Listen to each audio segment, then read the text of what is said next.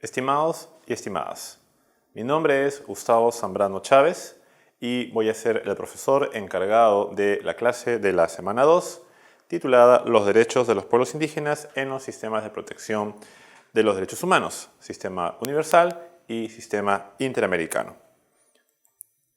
Debemos recordar que el logro de esta sesión es que las personas participantes identifican y explican el contenido de los derechos de los pueblos indígenas en los sistemas de protección, tanto en el sistema universal como en el sistema interamericano. Algo que me gustaría comenzar la sesión de esta semana es recordar aquellos puntos que ustedes ya deben haber revisado en las sesiones anteriores. Uno de estos puntos, me parece quizás el más importante, es no olvidar que los estados dentro del sistema interamericano tienen una serie de deberes principalmente vinculados a la promoción y la protección de los derechos humanos que se desprenden de sus compromisos que están como parte de la Carta de la OEA, sobre todo dentro del sistema, lo que se evidencia en los contenidos tanto de la Convención Americana como en la Declaración Americana. Estos deberes de los estados generan a su vez obligaciones generales, entendiéndose estas como aquellas cargas que adquieren los estados específicamente en lo que se refiere a la protección y garantía de las condiciones de vida de todos los individuos, hombres y mujeres. Y en el caso de pueblos indígenas, estas obligaciones tienen un contenido adicional. Es algo que no podemos dejar de mencionar, ya que lo que viene ocurriendo dentro del sistema es que los derechos de los pueblos indígenas empiezan a ser considerados como parte de las obligaciones que tienen los estados que se desprenden del deber de los estados de proteger y promover los derechos de los individuos. Pero ahí viene un tema importante y es que tiene un componente adicional al momento de hablar de pueblos indígenas y es que no estamos hablando de individuos, estamos hablando de colectivos, grupos humanos que por sus características particulares de vida vinculadas a la idea de cultura tienen formas de desenvolvimiento que deben ser consideradas de un enfoque intercultural y no solo de una visión monocultural por parte de los estados al momento de ejercer estos derechos de carácter colectivo. Esta situación ya ha sido reconocida tanto por la Comisión Interamericana como por la Corte Interamericana de Derechos Humanos, los que a través de sus sentencias y la jurisprudencia y documentos de investigación que sacan estas entidades del sistema interamericano vienen desarrollando el contenido de los derechos de los pueblos indígenas con ese componente de obligaciones adicionales referidas al marco internacional. Ahora, ¿por qué la Comisión Interamericana y por qué la Corte han tomado en consideración estos elementos adicionales a las obligaciones generales que tienen los estados en materia de pueblos indígenas? Principalmente por dos puntos. El primero de estos tiene que ver con la mayor vulnerabilidad que han tenido estas poblaciones dadas las condiciones de marginación y discriminación histórica que han sufrido, lo que los ha puesto en una situación de desventaja frente al resto de la población de la región. Sin embargo, esta mirada viene siendo cuestionada y hay un punto de desarrollo respecto a las razones por las que los estados deben reconocer estas condiciones adicionales a sus obligaciones generales. Y es el hecho del reconocimiento que en tanto pueblos tienen el derecho al ejercicio a la libre determinación.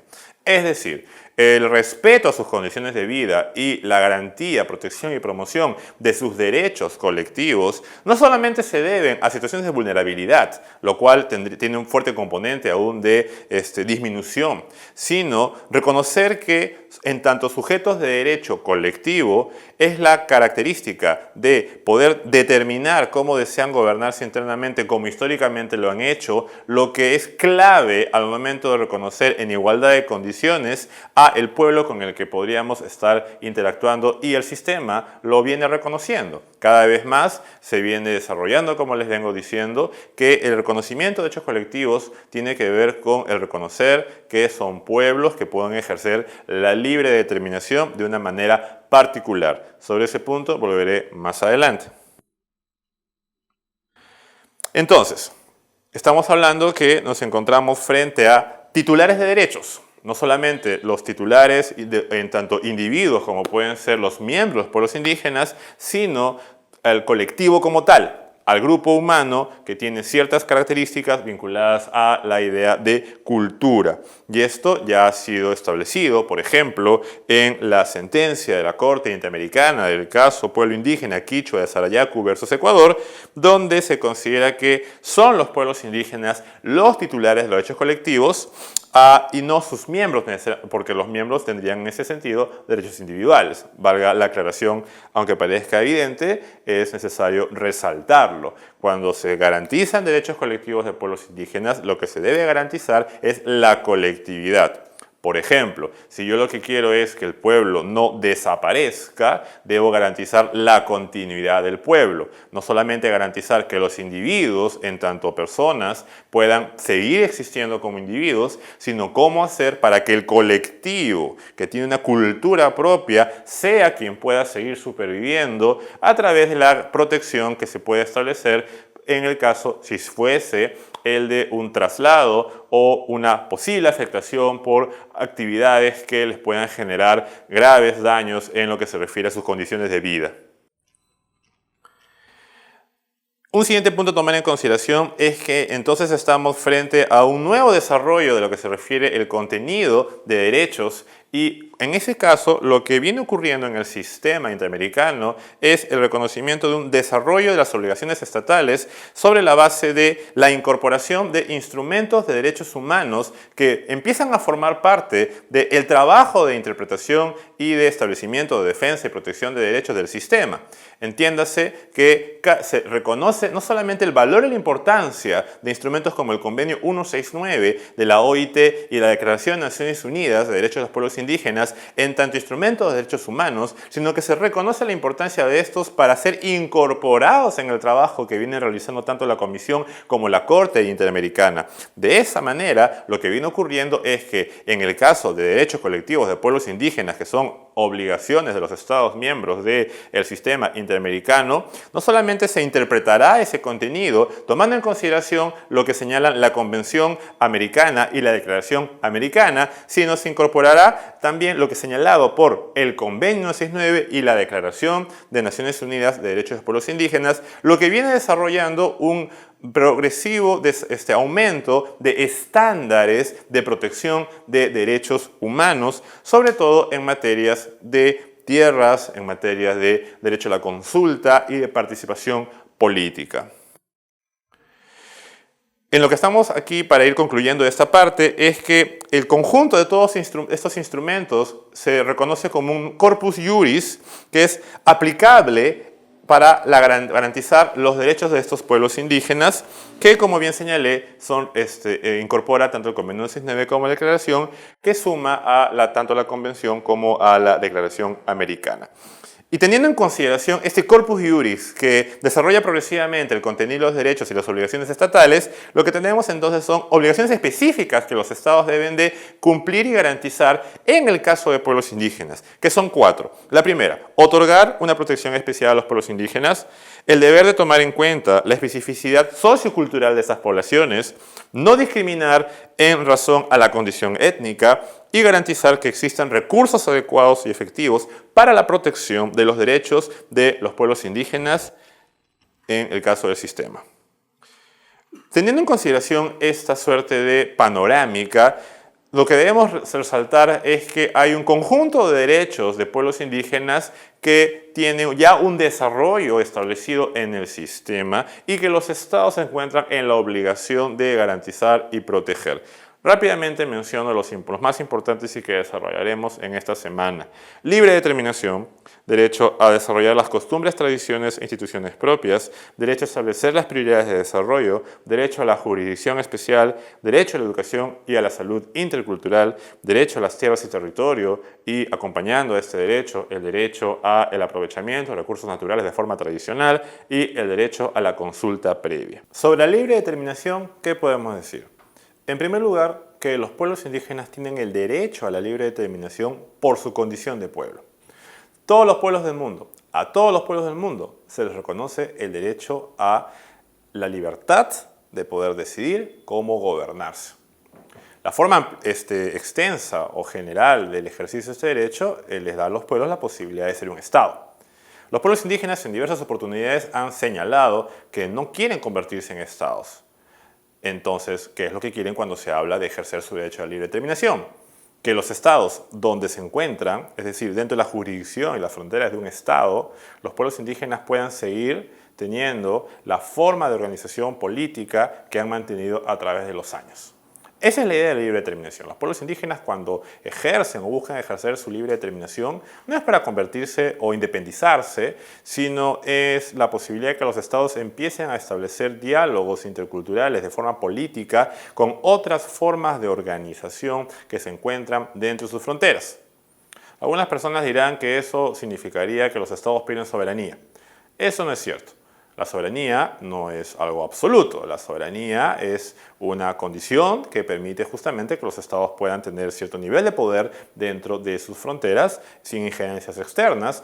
Pero aquí lo que estamos hablando es que los estados no es que pierdan poder, sino que comparten cierta forma de organización del poder político dentro de las fronteras en las que finalmente tienen su extensión de las normas y los marcos jurídicos y políticos. La libre determinación de los pueblos indígenas significa entonces que los pueblos indígenas tienen la capacidad de poder seguir manteniendo las formas de organización política, lo cual es reconocido además en el artículo 3 y en el artículo 4 de la Declaración, lo que les facilita la posibilidad de que frente a los estados compartan decisiones de cierta forma.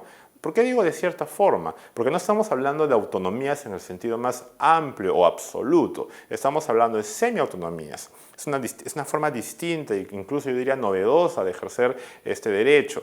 ¿Por qué semiautonomía? Porque existen articulaciones entre los estados y los pueblos indígenas. Por ejemplo, una persona indígena en un estado como el estado peruano tiene un DNI. Y eso significa que el hecho de tener un documento de identidad nacional, hay una relación entre el miembro del pueblo indígena con el Estado, pero en otros espacios los pueblos indígenas tendrán mayor nivel de control sobre determinadas situaciones, por ejemplo, en el hecho de ejercer su justicia. Entonces, la libre determinación debe ser visto como este reconocimiento a formas de organización política propias que les permiten mantener formas de gobierno que han transcurrido y que se han logrado establecer a través del tiempo y que los estados eliminen visiones monoculturales que generen asimilacionismos o integracionismos violentistas que puedan a la larga afectar la cultura de estos pueblos. Esa es la idea de la libre determinación como un derecho de los pueblos indígenas. Y como lo mencioné hace un rato, esa es una consideración que el sistema interamericano empieza a tomar cada vez más en cuenta, dejando de lado una visión de vulnerabilidad o de disminución de los pueblos indígenas como sujetos de derecho, sino el reconocimiento de su condición como pueblo, como colectivo, en igualdad de condiciones que el resto de pueblos del mundo. La libre determinación como derecho de los pueblos indígenas se encuentra reconocida en los artículos 3 y 4 de la Declaración, que forman parte del corpus juris que el sistema interamericano toma en consideración para esta reinterpretación progresiva del contenido de derechos. ¿Qué dicen estos artículos? El artículo 3, voy a leer. Los pueblos indígenas tienen derecho a la libre determinación. En virtud de ese derecho, determinan libremente su condición política y persiguen libremente su desarrollo económico, social y cultural. Es la libertad política que tiene todo pueblo de poder decidir de forma autónoma, o semiautónoma en este caso, cómo desean ser gobernados. Los pueblos indígenas lo que quieren es que no se les asimile, que no se atente contra sus formas culturales propias, sino que tengan la posibilidad, a través de un diálogo intercultural, de interactuar con el Estado en igualdad de condiciones que otros pueblos. El artículo 4 dice la letra: los pueblos indígenas, en ejercicio de su derecho a la libre determinación, tienen derecho a la autonomía o al autogobierno en las cuestiones relacionadas con sus asuntos internos y locales, así como disponer de medios para financiar sus funciones autónomas. Este artículo tiene que leerse, como lo mencioné hace un rato, en el marco de esta discusión política de que los pueblos indígenas no quieren independizarse, sino que se reconozca cierto nivel de control de situaciones internas propias, como puede ser la jurisdicción especial. Otro derecho a tomar en cuenta es el de desarrollar y mantener las costumbres, tradiciones e instituciones propias. El eje central de un pueblo indígena es la cultura. Y sobre la base de la cultura se desarrolla la identidad colectiva, lo que le da pertenencia a estas personas para interactuar e identificarse como miembros de un pueblo indígena. Entonces, la identidad es la esencia, por decirlo en esos términos, que le da sentido al hecho de que una persona pueda afirmar que es Ashaninka, afirmar frente a terceros que es Nomatsigenga o que es Aymara. Entonces, ¿a qué se refiere este derecho a desarrollar y mantener costumbres, tradiciones e instituciones propias que es reconocido por el Convenio 169? A que esas culturas, esas identidades colectivas propias puedan seguir existiendo. Muchas veces los estados, políticas estatales, han buscado o han intentado asimilar e integrar a los pueblos indígenas. Este derecho lo que busca es que eso no vuelva a ocurrir, sino que esas culturas propias puedan seguir existiendo y se puedan seguir desenvolviendo sus tradiciones, sus instituciones propias y que eso sea garantizado por el Estado. Finalmente, es una lectura de la libertad que tienen estos pueblos de ejercer su cultura distinta. Otro derecho importante que no podemos olvidar es el derecho a establecer sus prioridades de desarrollo. A lo largo del siglo XX, la OIT en distintas oportunidades ha demostrado que el desarrollo o una visión de desarrollo no ha beneficiado a todos, específicamente a los pueblos indígenas, quienes en muchas ocasiones se han visto disminuidos o alejados de los logros que el desarrollo ha tenido. Esto no significa cuestionar la visión de desarrollo que existe en el mundo, sino entenderla de una manera distinta. Lo que los pueblos indígenas buscan es que no se les impongan los modelos de desarrollo, sino que el modelo de desarrollo pase por una lectura intercultural, donde los estados sigan teniendo la posibilidad de establecer, por ejemplo, políticas públicas, pero que al hacerlo no asimilen o integren o nazcan desde visiones monoculturales, sino que reconozcan que los pueblos indígenas tienen visiones de desarrollo propias que pueden ser incorporadas y articuladas con la visión de desarrollo del Estado. Entonces, aquí tendríamos una triangulación. El derecho a establecer sus prioridades de desarrollo se desprende de la libre determinación. Y lo que se desprende de establecer esas prioridades de desarrollo es el derecho a la consulta previa, porque va a ser la forma como a través de ese espacio de diálogo los pueblos indígenas pueden también mostrar sus visiones de desarrollo. Con respecto a la jurisdicción especial, si bien es cierto en el sistema interamericano y en la discusión de estándares internacionales muy poco se ha desarrollado al respecto, no quería dejar de pasar la oportunidad de que entendamos este derecho como una manifestación del ejercicio de la libre determinación. Hace un rato dijimos que la libre determinación es el derecho que tienen los pueblos de organizarse internamente de forma política. Eso no descarta también el hecho, por ejemplo, de tener sus propias normas o sistemas de sanciones, sistemas jurídicos propios, que son el marco sobre el cual gira estas formas de organización propia. Entonces, la jurisdicción especial se va a desprender del ejercicio de la libre determinación, entendiéndose como una forma propia de resolver sus conflictos, de mantener el control social, de mantener la paz social y, finalmente, de que se ejerzan ciertas autoridades locales y también el establecimiento de controles que hacen a la larga que este grupo humano llamado pueblo indígena pueda seguir existiendo, entendiéndose además la jurisdicción especial como una forma culturalmente propia de sistemas jurídicos que finalmente nos ponen en el escenario de lo que se conoce y es reconocido en el artículo 149 de la Constitución como el pluralismo jurídico. Sobre educación y salud intercultural, como ustedes pueden ver, no hay nada escrito en el PowerPoint.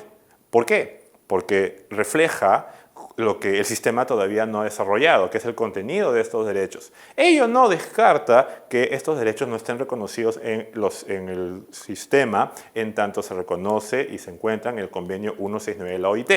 Lo que no ha ocurrido es que hay un desarrollo.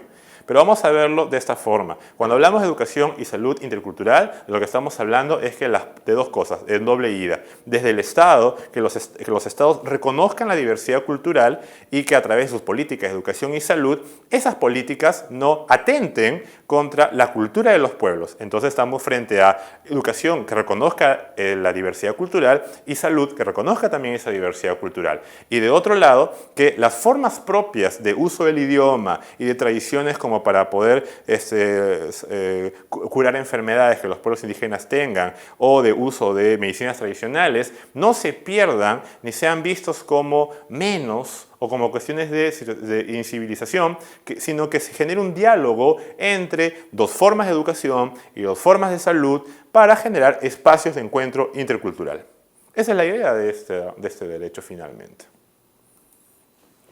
Bueno, Sobre estos derechos hemos hablado bastante. Yo estoy seguro que las lecturas que ustedes tienen van a poder complementar parte de la discusión, así como las actividades que se encuentran como establecidas para el desarrollo de esta semana.